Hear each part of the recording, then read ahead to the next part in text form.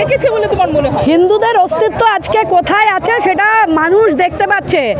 যে আজকের আমাদের যে র্যালি, এটা কোনো রাজনৈতিক র্যালি নয়, এটা সমস্ত হিন্দু যে এক হয়েছে এবং ঐক্যবদ্ধ হিন্দু চেতনাকেই তো ভয় পাচ্ছে মমতা বেগমের সরকার। তাদেরই তো ভয়। আজকে সমস্ত হিন্দু যে একত্র হয়েছে, এক হয়েছে, আজকে মানুষ আস্থা পাচ্ছে, ভরসা পাচ্ছে। দেখুন, পাকিস্তান শুধু একটা রাষ্ট্র নয়, পাকিস্তান একটা অসুস্থ মনোভাব। এই মনোভাব এই আমাদের পশ্চিমবঙ্গের মধ্যেও বিপুলভাবে রয়েছে। যখন ববি হাকিম বলেন কলকাতাকে মিনি পাকিস্তান, সেটাও একটা পাকিস্তানি মনোভাব। যখন হুমায়ুন বলে 30%কে কেটে ভাগীরথীতে ভাসিয়ে দেবো, সেটাও একটা পাকিস্তানি মনোভাব।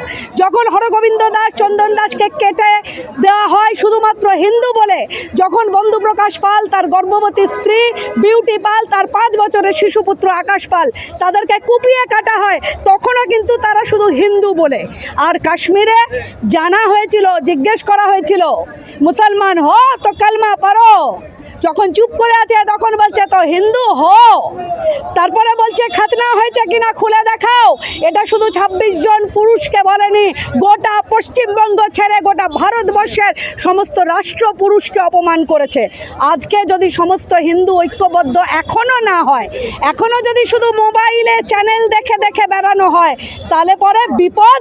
কাশ্মীরে হয়েছে, মুর্শিদাবাদে হয়েছে, এবার বারুইপুরে হবে, সোনারপুরে হবে, টালিগঞ্জে খাল পেরোলে মেটা মসজিদের ধারে হবে।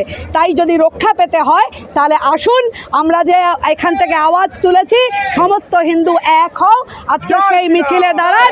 সমস্ত হিন্দু এক হও, হিন্দু হিন্দু ভাই ভাই, হিন্দু হিন্দু হিন্দু হিন্দু হিন্দু হিন্দু হিন্দু হিন্দু হিন্দু হিন্দু